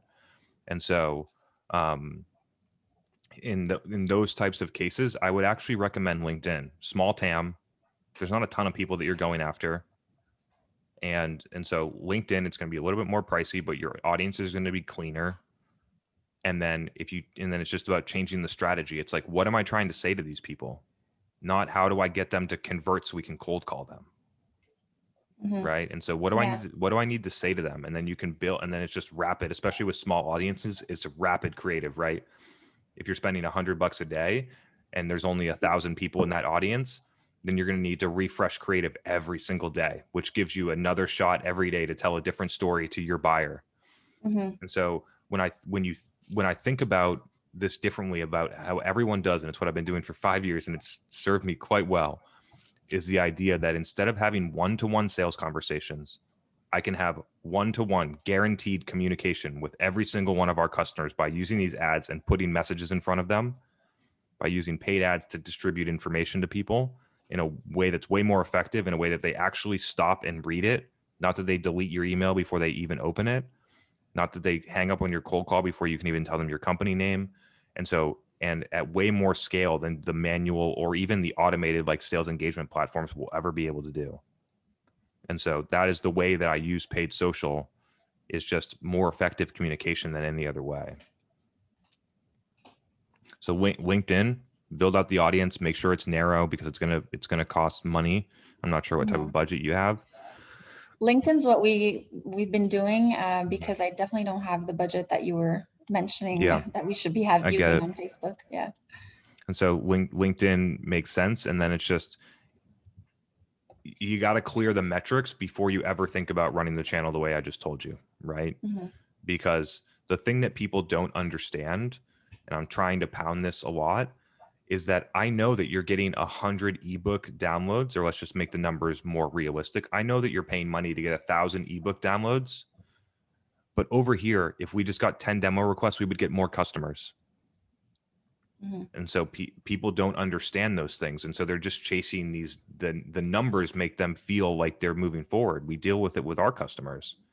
And so, but what you don't understand is when you are, if you did this for 3 months and you communicated all the things about your product, the entire market would know more about your product than they do today, by far. They would know more about your product. And then if the product actually fit and you had messaged it well and they understood what pain points you solved and that pain points were actually real, they would see the pain points inside of their business. They would connect the pain point to your brand and they would go to your website. And so that's why it takes longer. It's because it takes time for people to understand what you do, to understand what pain points you solve, to understand how you fit into the category, and then to actually see the problem inside of their business, get their colleagues on board, and then ask for a demo when they're ready to buy. And that delta is what companies just don't have the patience to see that through. And so that's real. I've never said it that clearly, but that is really, that's what marketing does. You know what I mean? Like for some reason in B2B SaaS, marketing is contact acquisition. How can we feed our SDRs, as opposed to how do we get the market to understand everything that we do? How do we get the market to have an affinity for our company? How do we get the market to believe in our vision for where marketing or sales or finance or whatever is going? How do we get their attention? How do we get them to show up to our Zoom and actually stay here for 2 hours every week? And so because of how executives measure marketing, it gets forced into these types of things. And I really am here to change. I'm trying to change that because it literally works better and it's way more fun. All right, thank you. Cool. Good to see you, Anna. Good luck with that. Let me know how it goes. I feel like I need to get in a few questions that were submitted in advance from some of our folks that can't make it from other time zones that Cool. always send It in. kind of segued here. If I want to cover 3 real quick. We were just talking about the delta of time between someone recognizing, understanding your product, understanding where you fit, understanding what pain points you solve, and then the delta of time. And I can walk through one of these because we've done it. I've talked through this story once, but there's a lot of new people here. Is the idea that we were probably like 7 employees, and we were using a tool called Gusto for our payroll. And Gusto was fine. We had a tool. It was getting the job done. Everything was okay. And then this company called Rippling started advertising. I don't know if other people at my company saw it, but I definitely saw it. Maybe they were targeting CEOs, or maybe they were targeting all people or something. But they were doing massive execution on Facebook and LinkedIn and Instagram. And I mainly saw them on Instagram. And their execution was incredible. It was all the things that we talk about, communicating inside of the copy, not trying to convert people, although they changed their strategy midway through and now they're trying to do lead gen, and I don't understand why. And over time, I understood a lot about what their product did because they told me you can get employees in all these different states, and we'll do the state stuff. We can, roll your health benefits up when you onboard people, that we'll do all of that automatically. I knew all of these different things. And none of that stuff compelled me to buy right then. And then 4 months later, we're inside of our thing. We're having trouble with state payroll or whatever it is because we didn't have whatever was going on. And you just say, I think it's time to buy Rippling now. And then you go out and then you go and buy it, and you end up buying it in a really short sales cycle because you already are sold and you don't even look at another vendor. You just buy it.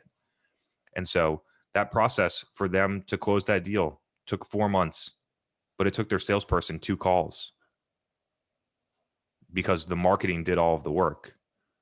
And so if you look at that type of lens, and then you think about all of the purchasing decisions that you make, you go through the exact same situation. You see something that you want to solve, or you see an opportunity to do something better. You either know about an existing brand that does that, or you go to Google and you find one. And so that's the way that I see marketing. Now let's talk about why that kind of talks through the idea of why it takes time. You need to educate a market, right? Like, we work with pretty large companies, and it is pretty surprising how little people actually know about their product. They might know about the brand, they might know about the name, but they actually know very little about what the product actually does in detail and how it's different than competitors. And so you need to communicate those things. People need to understand them. Understand that if you're in a competitive category, a lot of people are already using one of your competitors. And so what you need to do in that case is you just want to be the first one that they think of when their competitor fails in some way. And so the reason that it takes time is that you do not just, unless you're running Google paid search, or if you're trying to light up dashboards with short-term metrics like leads, that it takes a lot of time. And I consider it an endless pursuit in marketing of continuously getting better and continuously communicating with your customers in innovative and better ways that they like. And so what does that take? It takes experimentation. Some things aren't going to work. We run campaigns we've probably done it for 30 companies in the past 12 months. And there's some things that work for some and some things that work for others. And you just never know. You just have to run the experiments, and some things don't work and some things work. It takes experimentation. If you're communicating, it takes time. Especially for companies that don't understand their customers, because the messaging doesn't hit. And so some of the things that we do can expose strategic problems like that. Because when you know that you're giving the messaging to all of the right people, and then you give them the messaging and none of them do anything, then there might be a higher level strategic issue going on there. It takes time in iterating on messaging. It takes time on process. It takes time on changing your mindset, right? So the idea it's very foreign for companies to think about the idea of producing a different set of creative ads every week that talks about their product on a weekly basis, because they are used to building one ebook and then promoting it for 3 months. And so it takes time to actually move into a flow where you deliver those things and you're excited about it, because when you go and do it and you get 9 demos, and those 9 demos, a portion of them become customers, unlike the ebook, you start to get more excited about it. And so as you do these things, and why I call it an endless pursuit, is that you get better. You get better, you build momentum, you build confidence, you start to have a level of success, which then creates space, which then allows you to create experiments and do things that are kind of off the beaten path. And so those are some of the things that I'm thinking on this one. It's tough. Oh, whoa. Something just timed out on my computer. It's really tough to go through. And I actually talk about this with companies that run ABM. Companies go and invest a ton of money in tools, change their methodology, so that they are all set and ready to go and do ABM. And then 2 months into it, they want to pull the plug because it's not working. 2 months into anything, companies that are not seeing whatever thing that they think they want, they're pulling the plug. Podcast, we only got 20 listeners. Pull the plug. Facebook ads, we only had 3 attributable demos. Pull the plug. Let's just go back to all the same shit we were doing before. And so it takes time for a lot of these things to develop. Like, we're on this thing. We have 39 participants here live. The podcast is growing, but we've been doing it for a year. And even by with our success and what's going on, some companies would not allow this to continue to happen, because there's no tracking to revenue. Cool. Let's move to questions. All right. I'll grab a couple that were submitted in advance. If anyone wants to come on live before the end of the show tonight, drop your questions in the chat. Michael, I'm pronouncing your name correctly this time. He has a question about your frequency of posting on LinkedIn. In a recent episode I listened to, you mentioned that you had tested lots of different frequencies, even posting up to 8 times a day.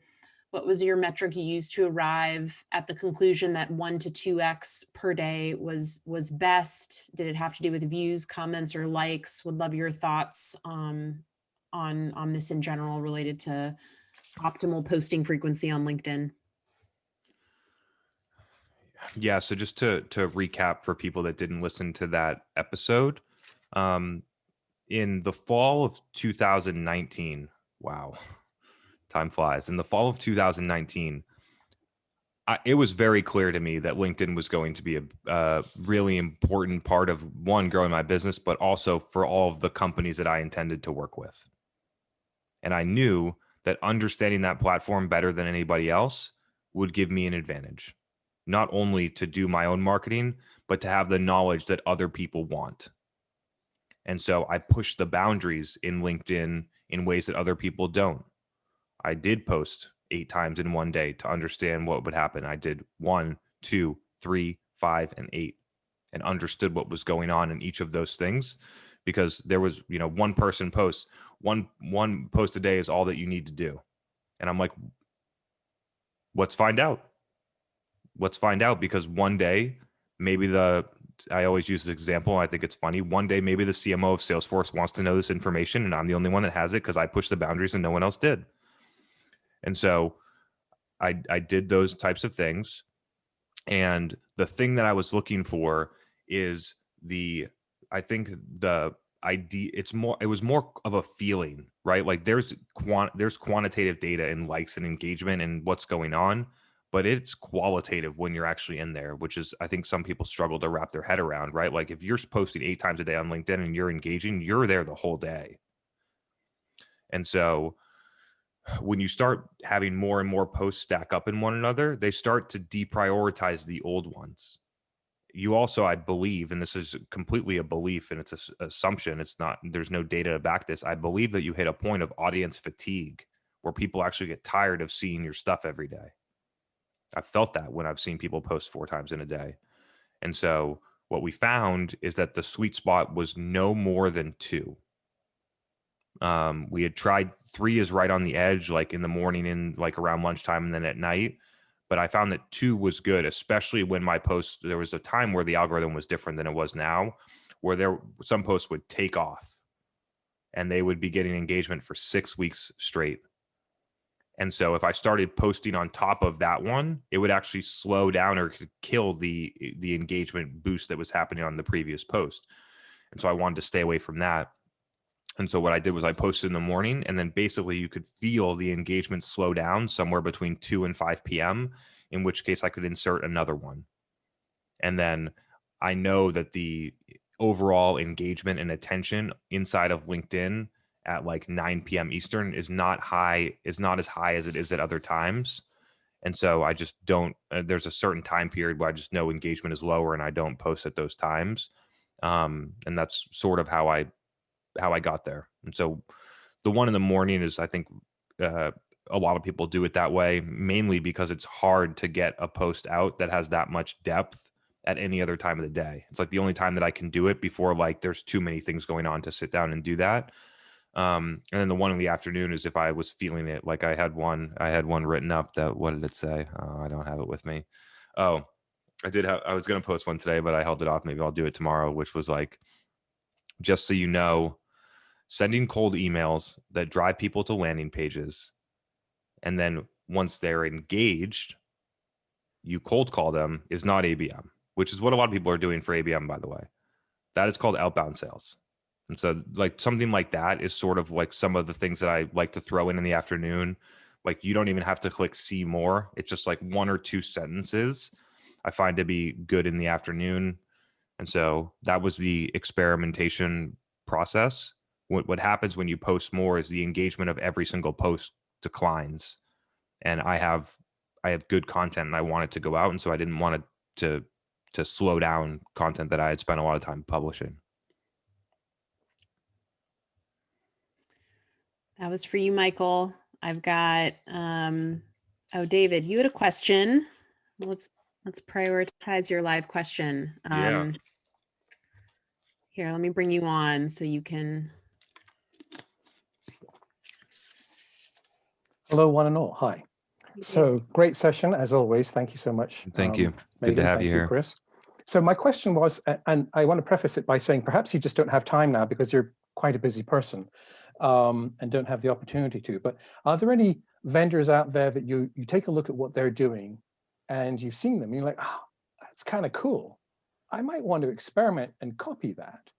So outside of your own clients who are already obviously doing very creative things with you, are you seeing other vendors in the B2B space, I guess I should confine it, where you're noticing a tactic or perhaps a style of creative or some kind of motion that you're coming into contact with and you're like, that's neat. I hadn't thought of that. I wonder how that would work. When you ask the question, nothing like immediately pops into my mind. If we look at it like objectively, the stuff that Rippling was doing definitely influenced the stuff that Rippling was doing that I talked about, like way more product marketing inside of LinkedIn and Facebook. We'd been doing that stuff, but we leaned into it way harder once I felt as a consumer how it worked. Right. So that was a really good one.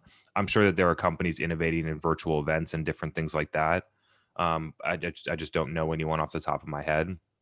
Would be the two spaces. But in terms of like, if you look at the general places, like what B2B SaaS companies run the same way, which is that they do these on the core paid social channels, they'll do direct response with shitty creative and a catchy headline. Like that's what it is. And then if you get to their website, you know, exit intent pop up, drift chatbot that is ultra annoying.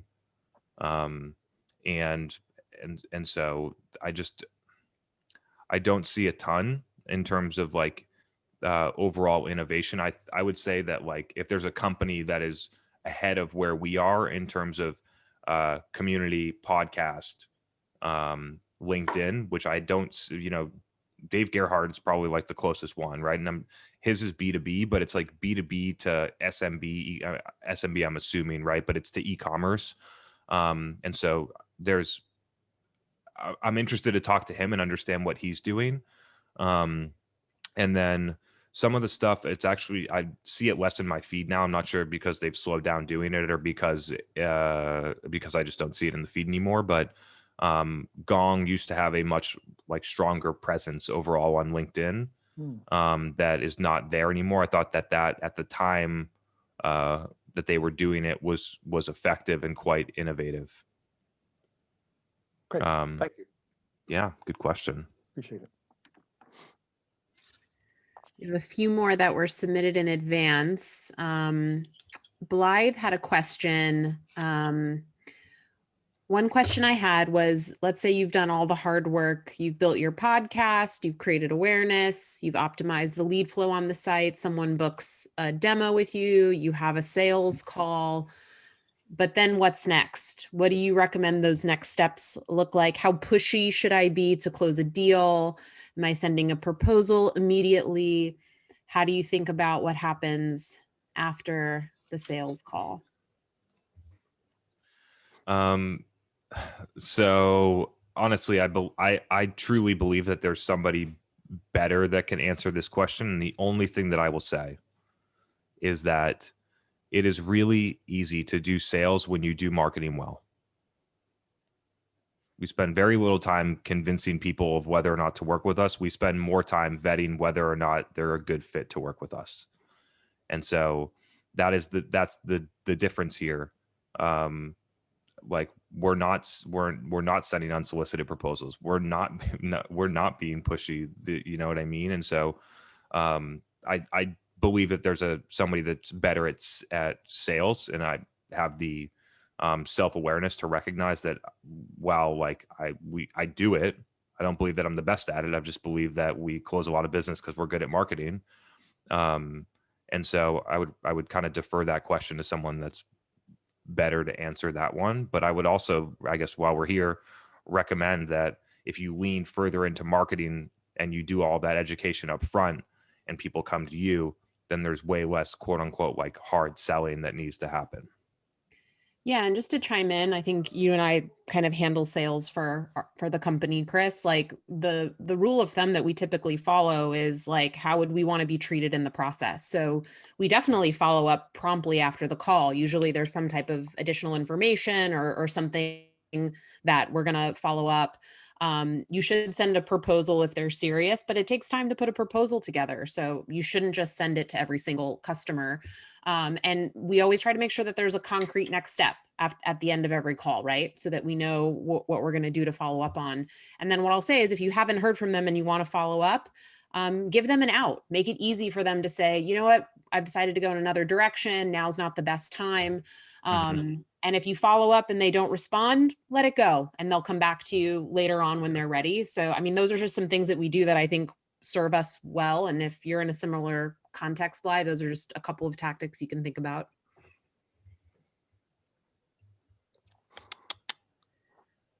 All right. Here's a question from Charlotte. She's not on the show.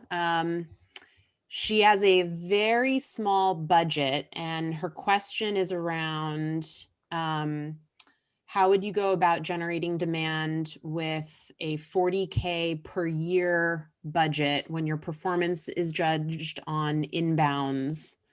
How would you balance using that budget and maybe doing more organic work that maybe wouldn't use up that budget per se?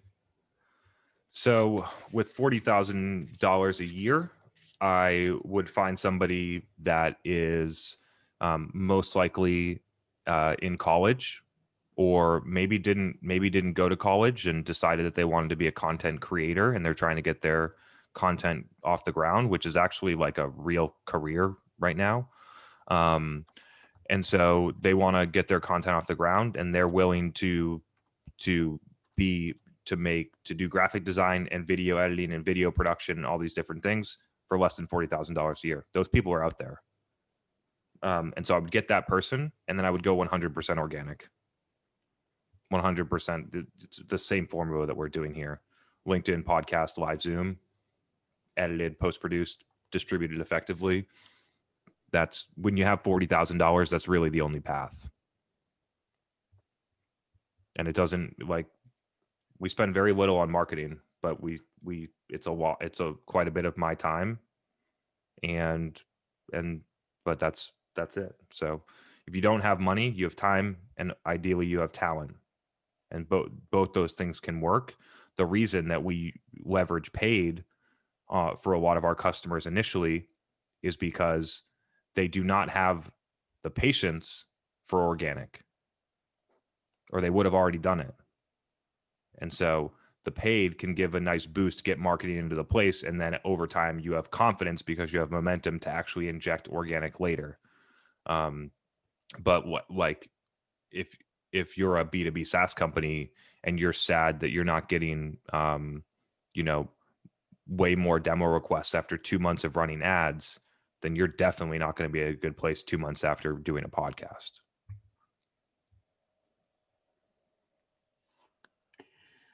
I don't know if I'm pronouncing your name right, Adita. You asked a question earlier, and you're still on. I'm going to bring you on.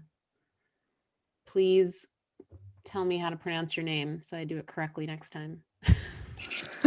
Hi, perfect timing, because I was just about to cut off. It's past 2 in UK. So you're a warrior. Well, yeah, I mean, basically, Chris, when you just mentioned about the 40K annual budget, which is kind of like hitting me very hard, because that's the kind of situation I'm in, and I'm spending shitloads of money on LinkedIn right now and really trying to get the leads, and we are really measured on leads, and and it's and I'm just thinking like, okay, what else can I do? I mean, how do I go any cheaper? And I thought about Facebook, but the thing is that we're in a property technology, so we're doing energy management software platform. Yep. And I just don't know. I mean, how do I start targeting? Because it's easier to target on LinkedIn, because I've got those job titles, sustainability and energy guys, and the interest groups, and I've never done anything on Facebook, to be honest with you. So I'm just kind of struggling to get any movement. I just don't know kind of how to bite it. Yeah. If you need to do the marketing like what you're doing on LinkedIn, then you shouldn't use Facebook. Right. So if you need to run leads, to do ebooks, or even get a demo, or whatever the conversion point is on LinkedIn, the reason that executives like that is because they can see that there is a job title and a company name, you know what I mean? Because it's already filled out inside of LinkedIn. The same person you can hit on Facebook, but their job titles from the third job before the one that they're at, and the company's not right. And people look at the data and they're like, this data is not clean. And there are tools that you can enrich it with, but it's not a thing that I would recommend for you. And so if you need to do true paid social lead gen for this type of company, you have to use LinkedIn.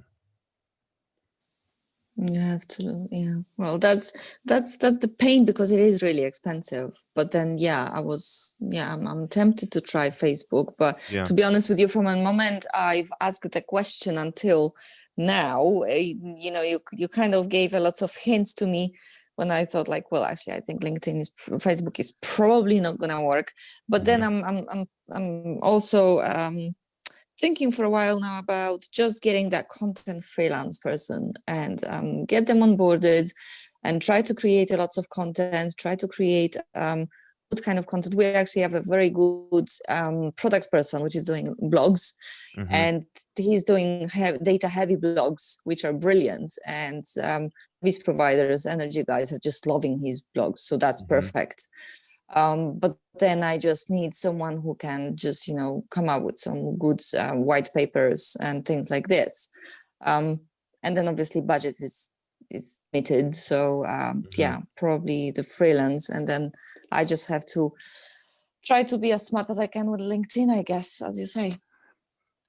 Yeah, I mean, the advice here is, if you want to run funnel analysis, then you can run funnel analysis on LinkedIn and say, this is how much we spent, this is what we got out of it. And then you can present that and then, see whether or not the executives think it's a good use of money. And then if you say, do you think this is working? Because to me, it doesn't look like it. And we're not going to be able to, you see the goals over here that you have for 2021 and 2022. This literally will not work. You can shove as much money as you want into it. It's not going to get us to our goals because of how inefficient it is. And so painting that picture for people to understand, because eventually these types of models hit a breaking point. You cannot shove enough money into LinkedIn for it to spit out the things that you need over time. The seed Series A companies can do it for a while, and they can waste a lot of venture capital money to do it to get to B, but it eventually breaks. Yeah, that's the thing, that if you're not gonna show good quality leads, you can keep producing MQLs, but then it's never even gonna go through an SQL, because it's gonna stop at the level of sales accepted lead to be qualified, and then it's just never gonna get qualified. That's exactly what happens. You are correct. Yes. Exactly. So I mean, it's a catch-22. Yeah. Yeah. So the other alternative that I can give you that I think is actually good advice for a lot of people that are in this situation is to go and talk to the SDRs that are calling these people, get qualitative feedback on what they think about them,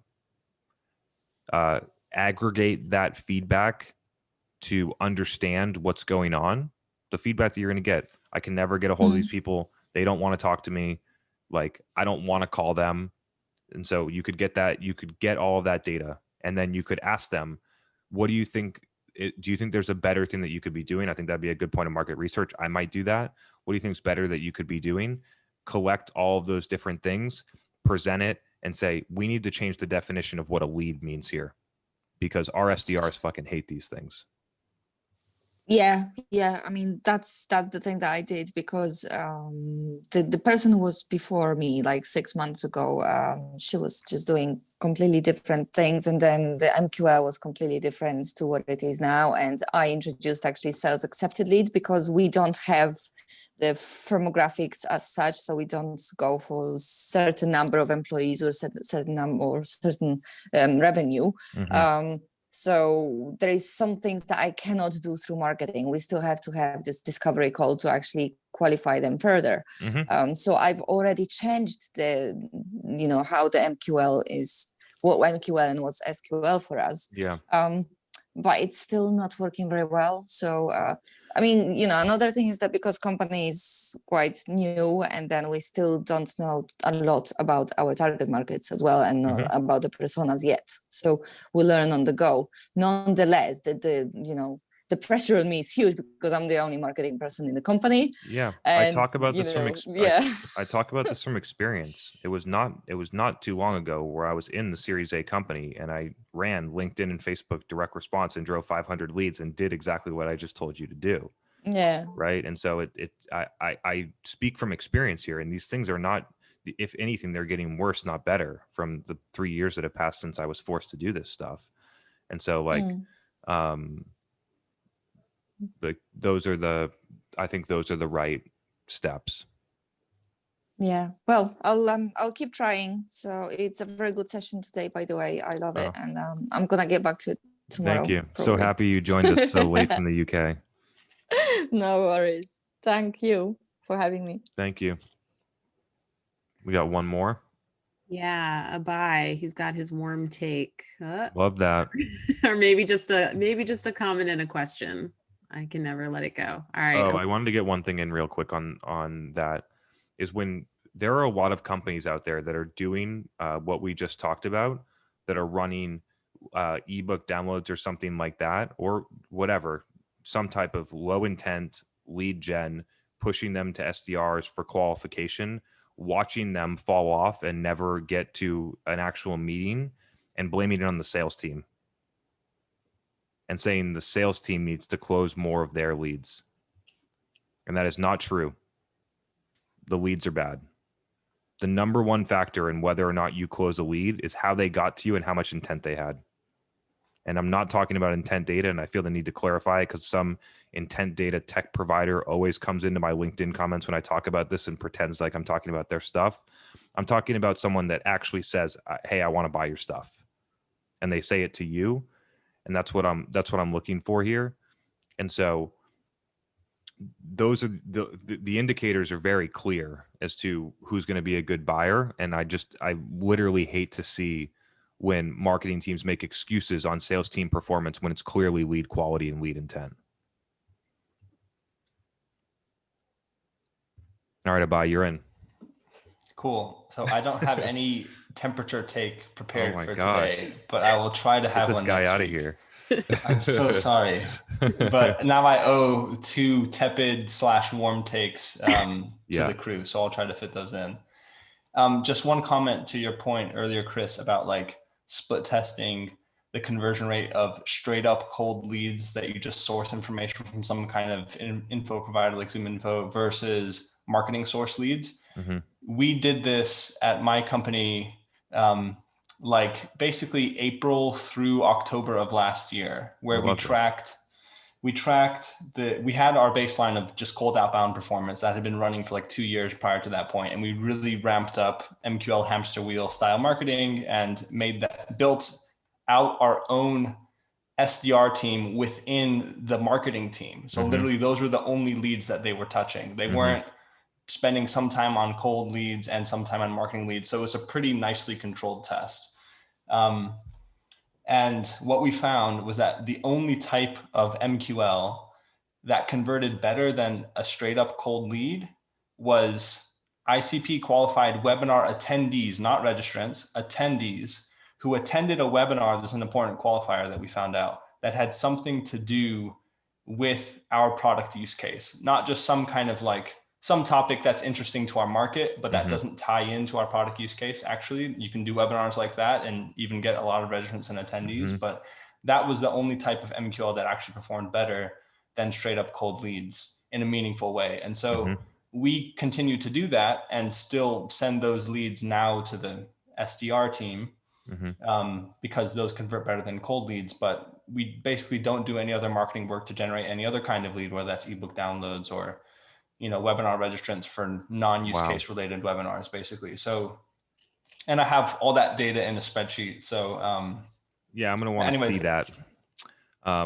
So yeah, this is great. I love saying some of these things because you could crowdsource this, right? Like I might be able to run the experiment, but you already did it. So, and I'll probably still do it anyway, because we're going to have to with some of our customers, but so it would be super fascinating to look at side by side. I'm sure that I'm not sure if you use MQL score or if you do other things, but if you segment out MQLs that were created of webinar attendees and any other demo requests, which some companies just have automatic SQL, whatever, but just to look at all of those other low intent sources and compare it to cold outbound, I would love to see that data. Yeah, because I can try to pull it up and maybe share it with you somehow. Yeah, because if you think about it, the data I'm seeing is somewhere between like less than 1 in 1,000 of those that you'll win. I'm curious to see what your data is. And I have to believe that if you have a data source and you know who your customer is and you go outbound to 1,000 people, that your odds of closing one are higher that way. They are. And like the conversation is just a little bit more direct too. You're not trying to pivot off of this content interest, which is like a weird conversation. I actually think it might be It's like, I think it might actually be a turnoff. Hey, by the way, I know we gave you this content. We tricked you, and now I'm going to try and sell you something. As right. opposed to, hey, I'm just going to be honest. Cleaner. I'm trying to sell you something. It actually is cleaner. It's right. fascinating. It's such a turn on for me to download a piece of content. I used to hate it. I still I use Salesforce in 20 different instances. I still to this day hate Salesforce because every time I downloaded their ebook, somebody would call me right afterwards, and it was so annoying.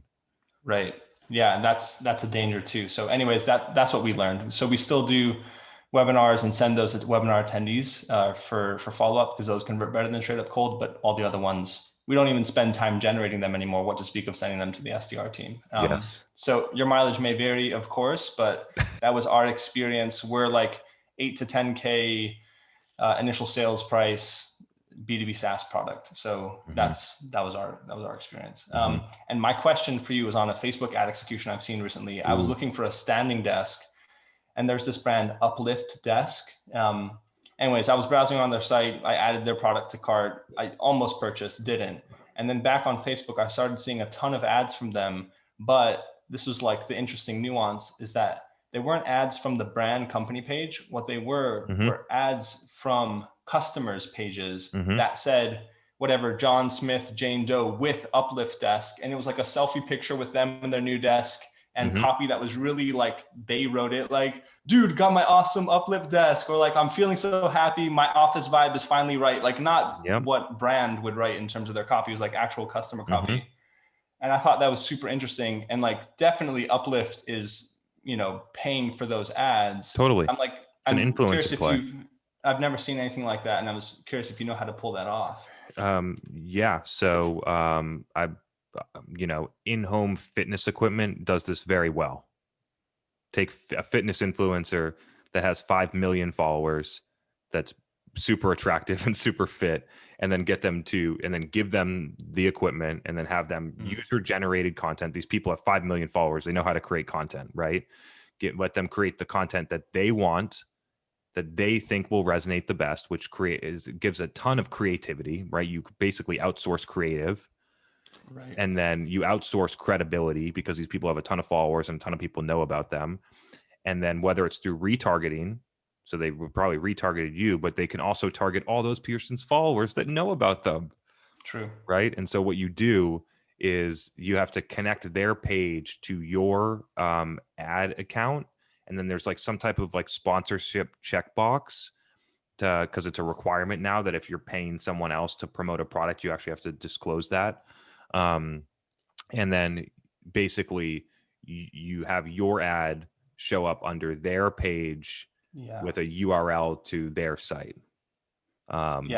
Super cool. It's a really, really cool, play.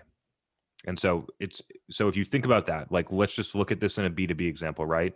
Forget paid, forget Instagram, forget attractive models with fitness equipment. What we're looking at here is the idea that you have people in the world that are credible and trustworthy and have an audience for your stuff, that have an audience for your product. And I have no idea why companies do not go out and get those people and give them the product for free and let them use it, and potentially pay them a lot of money to create content about how they use it. That's exactly what you just said, except they're running ads to promote it. Yeah. And it would honestly probably work organic for B2B. Yeah, it seems cool. I literally did not see a single straight up brand ad. All the ads I saw with this type of ad, I thought it was.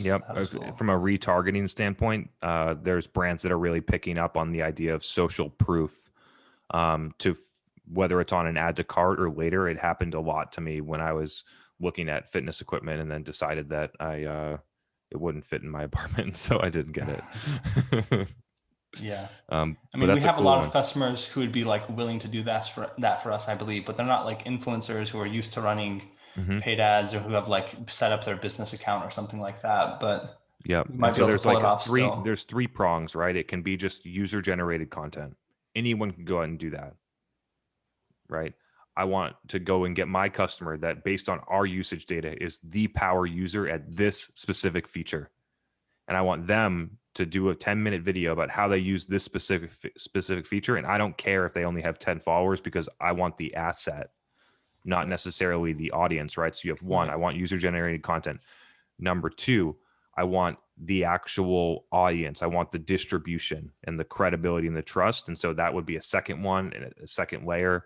I need this person to create the content, but then I also want them to distribute it, because they already have the audience that I don't have access to, and the credibility and trust that I don't have. And so that's a second layer. And I'm trying to think of what I had for the third one. I don't remember. Next week. Yeah, it's been 2 hours here. Give me a break. Cool, man. Yeah, those were two. If you could share that data, however it works for you, I'd love to see it. Cool. And takes are needed next week. Okay. Megan's going to hold you accountable. Our warm take segment. Yeah.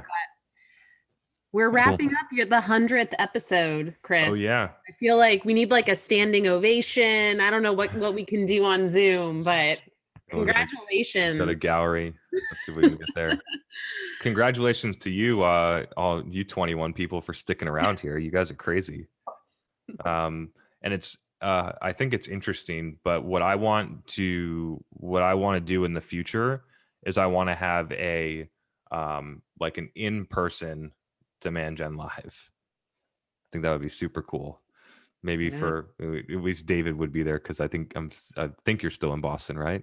So at least David would be there. Maybe Matthew would fly out. I don't know. We'll see. But yeah, really appreciate all of you. Glad you're still here.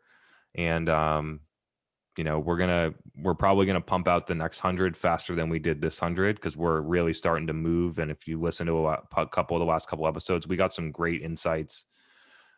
People sending me messages where like, that was like, I listened to all 98 episodes, and that thing that they said in 99 was the thing that worked. And so I love hearing those things, and appreciate all of you, and look forward to seeing you again next week. Have a great week, everyone. See y'all.